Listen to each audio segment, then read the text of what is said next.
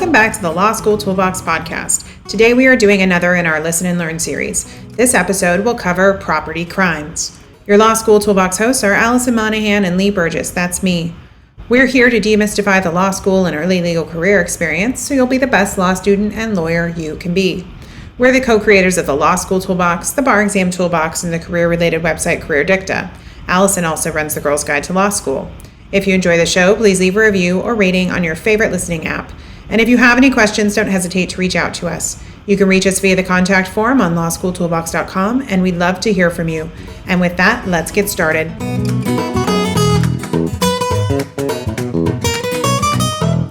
Welcome back to the Listen and Learn series. Today we're focusing on criminal law, specifically property crimes. These include robbery, larceny, embezzlement, extortion, burglary, receipt of stolen property, false pretenses, and arson. Questions about property crimes appear on both the MBE and in essays. Criminal law questions can be highly specific or completely open-ended, and it's critical to be prepared for both types. To prepare for an open-ended question, such as discuss all possible charges that may be brought against defendant and any possible defenses, you need to be able to quickly spot the types of facts that trigger each of the crimes. For a more pointed question, such as is defendant likely to be convicted of burglary? You'll need to have the rule for burglary down cold, as well as which defenses are likely to apply. Today's podcast will prepare you to answer both broad and specific questions about property crimes. Before we get to the rules for each of these crimes, I want to touch on a few general notes.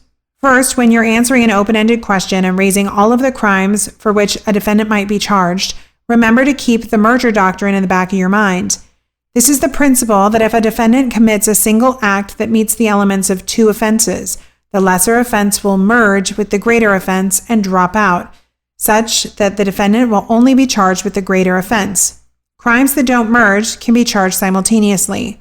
You'll still need to IRAC each possible crime charged in your answer, but you'll also need to point out when one crime merges with another.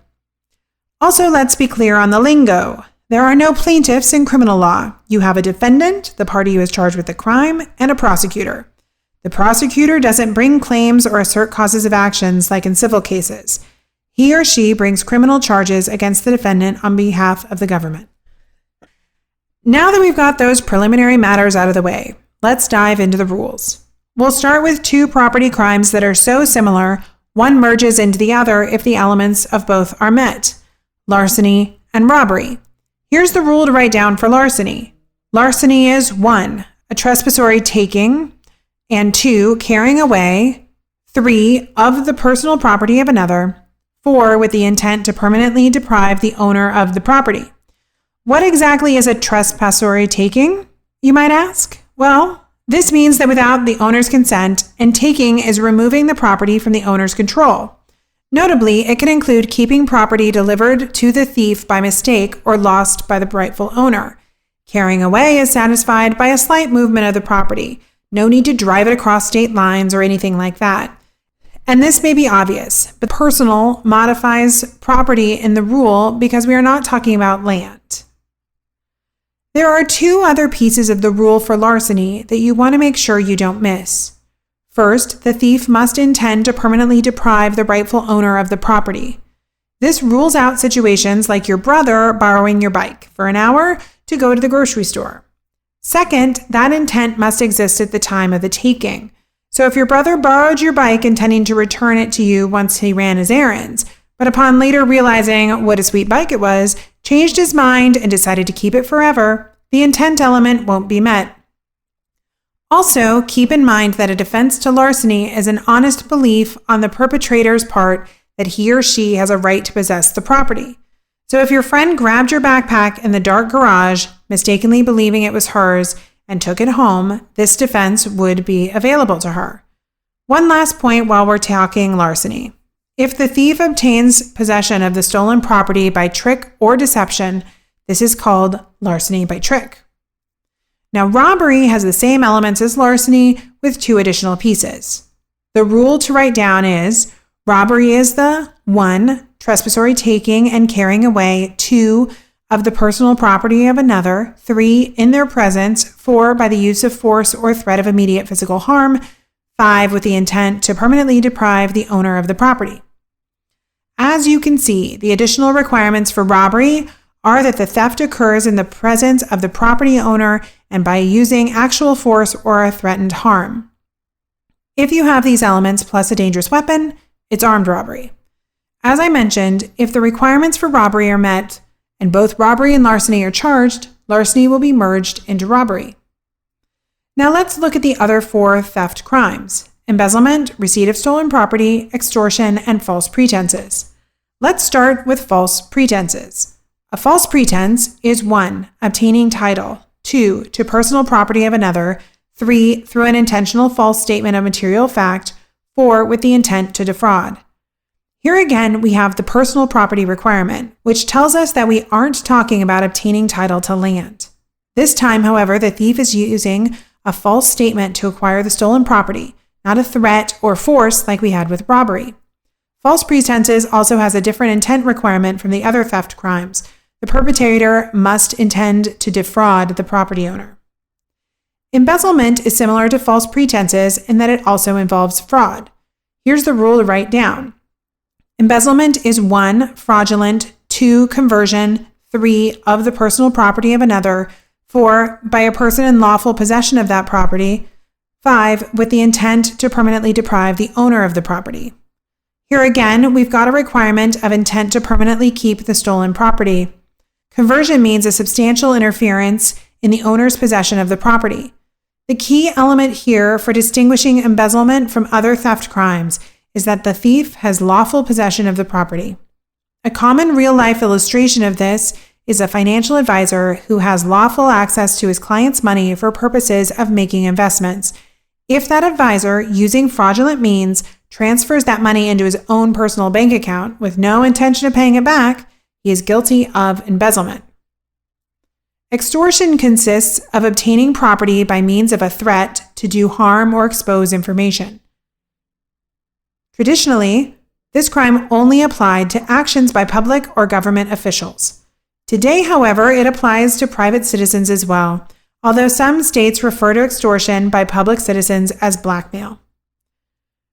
Actionable threats can be verbal, written, or even a non-verbal gesture, and include accusing the victim of a crime, revealing private or damaging information about the victim, or threatening physical harm. Our last theft crime, receiving stolen property, is a bit more straightforward and has only 3 elements. Receiving stolen property requires 1, receiving control of stolen property, 2, with the knowledge that the property is stolen, and 3, with the intent to permanently deprive the owner. There's that same specific intent we've seen with the other theft crimes so far. The key thing to remember here is that the receiver of the stolen property must know it is stolen.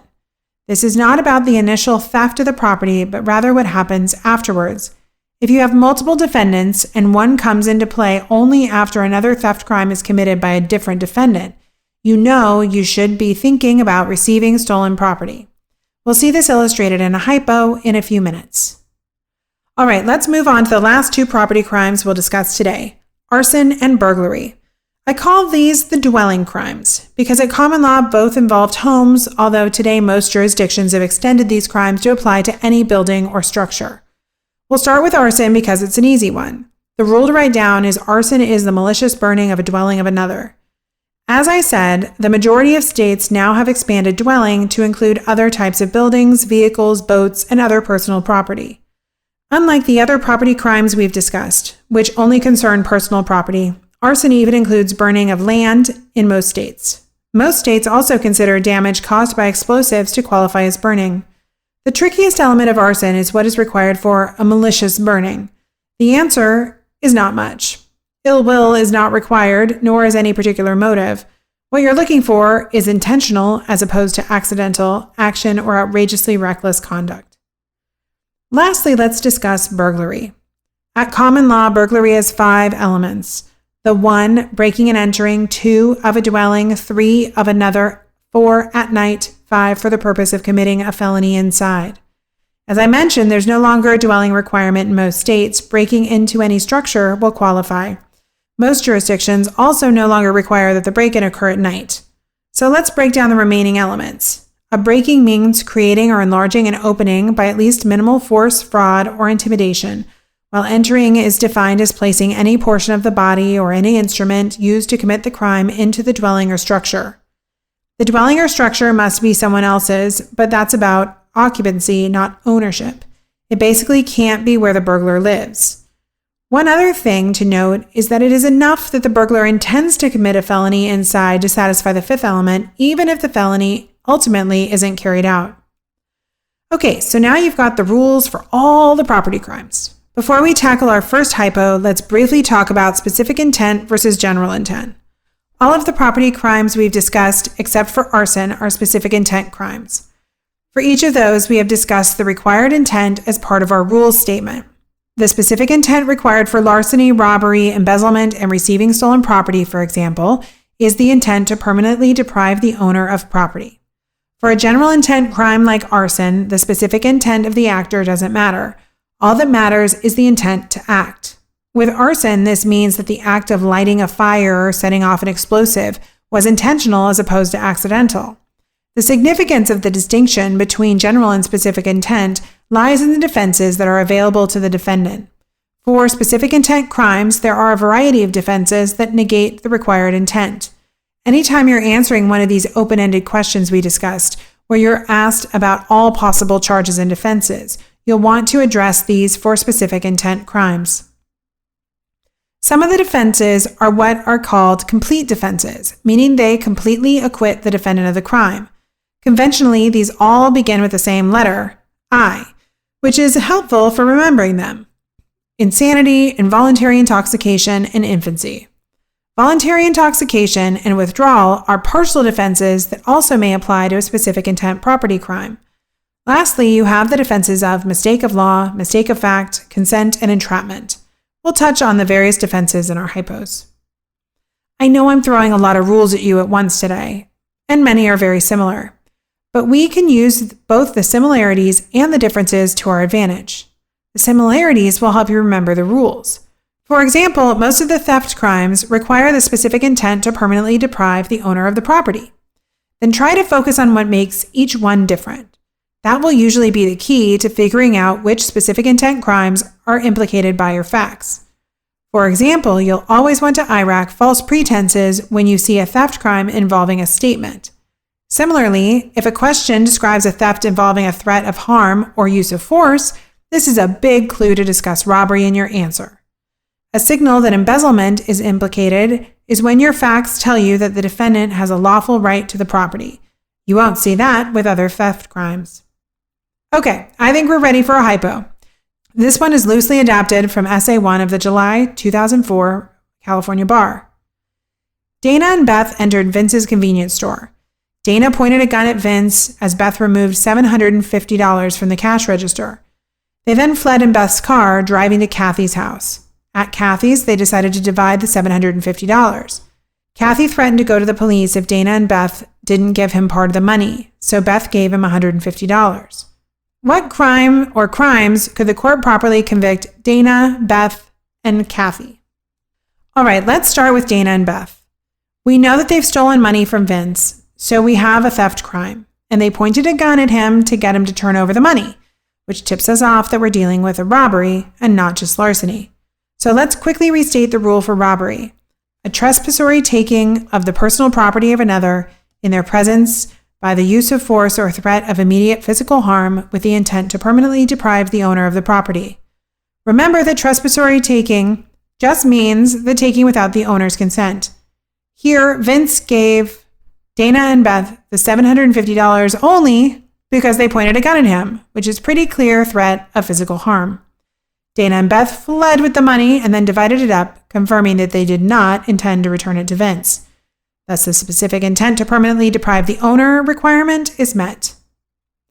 Because these elements for robbery are met, Dana and Beth are also guilty of larceny, which also requires a trespassory taking and carrying away of the personal property of another with the intent to permanently deprive the owner of the property.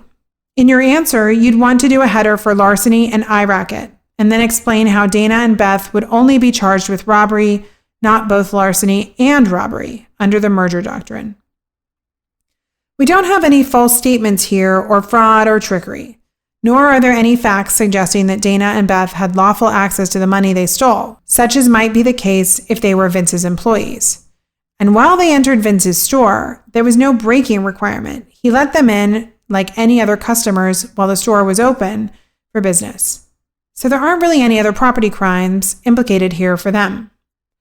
Now let's talk about Kathy. We know Kathy threatened to rat out Dana and Beth to the police if they didn't give her a share of the loot from the robbery. When you see a threat to expose information like this, it's a big clue that you're dealing with extortion.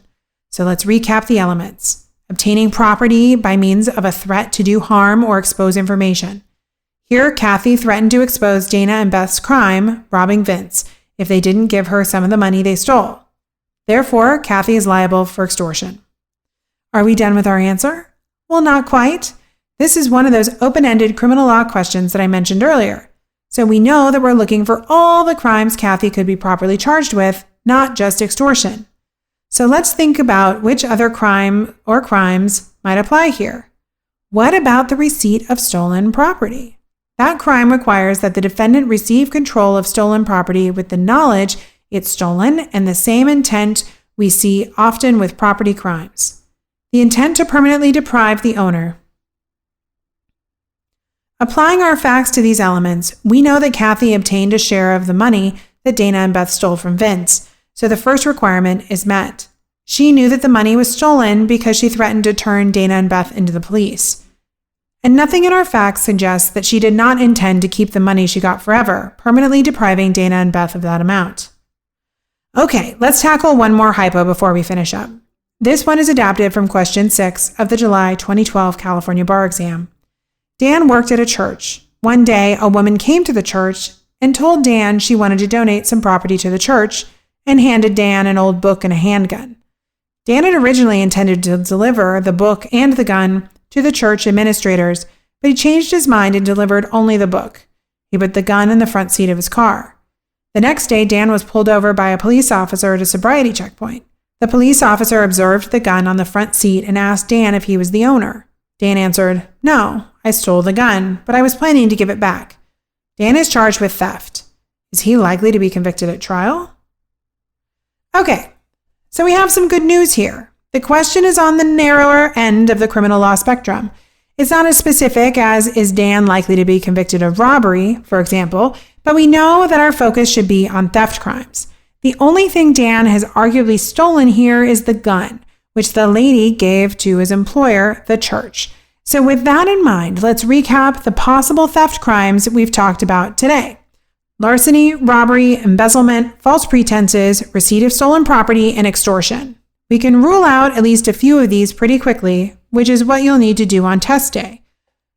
So first, there is no evidence that the gun was stolen, or if it was, that Dan knew that. So receipt of stolen property is out. We can also take robbery off our list because there's nothing to suggest that Dan used force or a threat of immediate harm to obtain the gun, nor does he seem to have taken it in the presence of anyone else. The lack of any threat means that extortion is also off the list. Lastly, we can rule out false pretenses because there is no indication that Dan made any sort of fraudulent representation in order to obtain the gun. He seems to have just walked out of the church with it instead of turning it over to the church administrators. So it looks like we're dealing with larceny and embezzlement. So let's start with larceny. Do you remember the elements? There are quite a few. First, we need a trespassory taking. Remember that trespassory just means without the consent of the property owner. Here, the owner of the gun became the church when the lady donated it. Dan took the gun without first bringing it to the attention of the church administrators, so he did not have consent. He put the gun in his car, which qualifies as a taking because he removed it from the church's possession and into his control. Next, we are looking for a carrying away. As I said earlier, even a small movement of the property will satisfy this element. Here, Dan drove the gun away in his car, so we've got that one.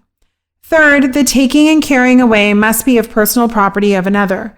The gun qualifies because it is not real property and because the woman donated it to the church, so it's the church's property. She only gave it to Dan in his capacity as an employee of the church. Finally, we need to look at Dan's intent. Did he intend to permanently deprive the church of the gun at the time he took it? The answer is yes. How do we know? Because he told the officer, "I stole it." That he had planned to return it doesn't undo his intent at the time he took it. Restoring property to a rightful owner is not a defense to larceny. So Dan is guilty of larceny here. Moving on to embezzlement, remember what sets embezzlement apart from the other theft crimes? That the thief at one point had lawful possession of the property. Often this requirement will be met by an employee who later steals from his employer, and that's what we have here. Dan is a church employee, so he had lawful possession of the gun when the woman donated it to the church, but he didn't turn it over to the church administrators. Instead, he drove away with it in his car. Sound like embezzlement? Well, maybe. Let's quickly restate the rule. Embezzlement is the fraudulent or wrongful conversion of the personal property of another by a person with lawful possession of the property with a specific intent to permanently deprive the owner. We know the personal property element is met from our discussion of larceny. In your answer, you'd save time by writing your header for personal property, followed by see rule above, and then making a conclusion that the gun was personal property. Also, Dan had lawful possession of the gun. If, as he said, he intended to return it, he may have still had lawful possession when it was in his car as the church's bailee. Conversion is an act that interferes with an owner's right of possession to his or her property. Dan definitely interfered with the church's right to possession by removing the gun from the church and keeping it in his car for a period of time. But the church never demanded the gun back, and Dan did tell the police that he planned to return it. So the conversion element likely is not met here. Dan likely did not commit embezzlement. And with that, we are out of time. If you enjoyed this episode of the Law School Toolbox podcast, please take a second to leave a review and rating on your favorite listening app. We'd really appreciate it, and be sure to subscribe so you don't miss anything. If you have any questions or comments, please don't hesitate to reach out to myself or Allison at lee@lawschooltoolbox.com or allison@lawschooltoolbox.com, or you can always contact us via our website contact form at lawschooltoolbox.com. Thanks for listening, and we'll talk soon.